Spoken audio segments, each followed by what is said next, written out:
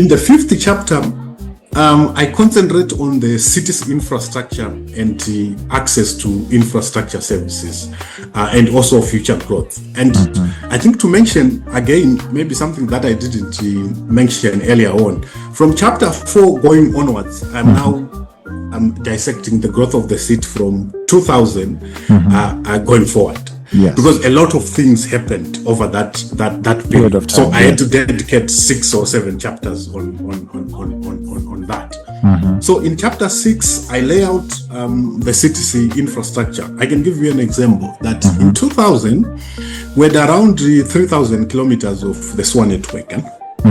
But by 2020, we had more than 6,000 kilometers of the SWA network, which means that in a 20-year period, while many scholars have been pointing to say that nothing is happening in Harare, in this book, I try to debunk that by providing the concrete evidence in terms of what actually the progress that has been taking place over time. And in the 6th chapter, I primarily focus on the city's economy because it changed drastically after 2000.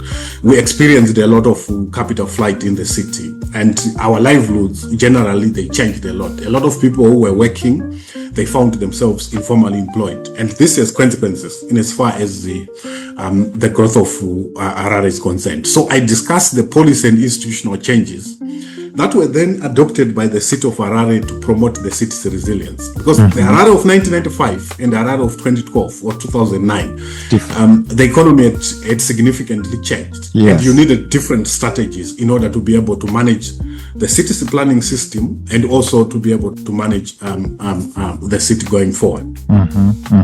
There's one policy a policy that took place or that was implemented after 2000 that had a consequential impact in as far as the expansion of Harare is concerned, and that is the fast track land reform program. So I try to analyze that in chapter 7, and my main argument is to show the demographic and spatial changes set in motion by land reform. And why is this important? Let's go back to 2002. If you look at Harare South, which is Hopley, Ushaopunze, Southly Park, Stone Ridge, amongst others, the share of Harare South to Harare's total population was maybe 1.2% or so. It was negligible. And then if we go over time, we realized that by 2012, I think around 7.5% or so was living in Harare South. And 10 years later, we realized that about 19.7%, about 20% of the population of Harare lives in Harare South. And Harare South is a product of the land reform program. So it becomes important then for us to understand how this program actually impacted the growth of Harare over time. And in chapter 8, I specifically focus on the role of the national government in particular in terms of a number of interventions that they rolled out to support urban development, in particular in the city. My goal in this chapter is to illuminate strategies that were employed by the government to reinforce its role in shaping Harare's growth over time.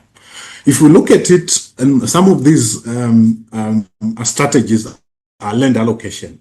You recall that during the land reform program, there were lots of land that was allocated by the state within the city's boundaries.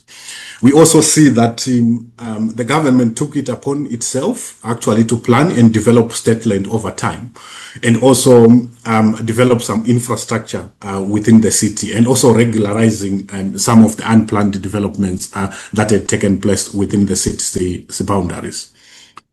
Having said that, in the 9th chapter, I focus on one of the largest settlements in the southern parts of Harare, which is called Hopley, which grew actually from just a farm around 2000. Up to now, it has over 60,000 people.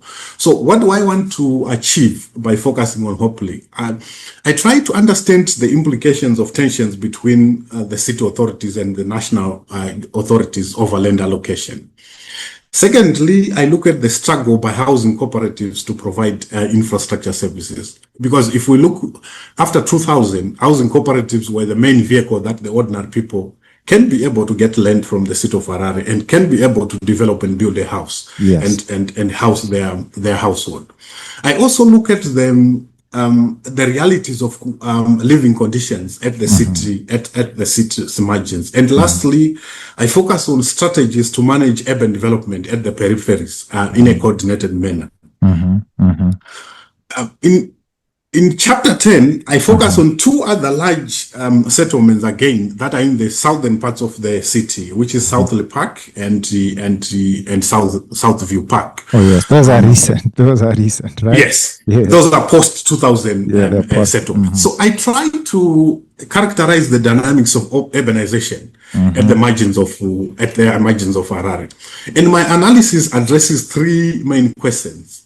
What are the defining features of urban development in peri-urban Harare? What are the drivers of such form of development that is taking place? And I also look at the contestations that exemplify peri-urban development.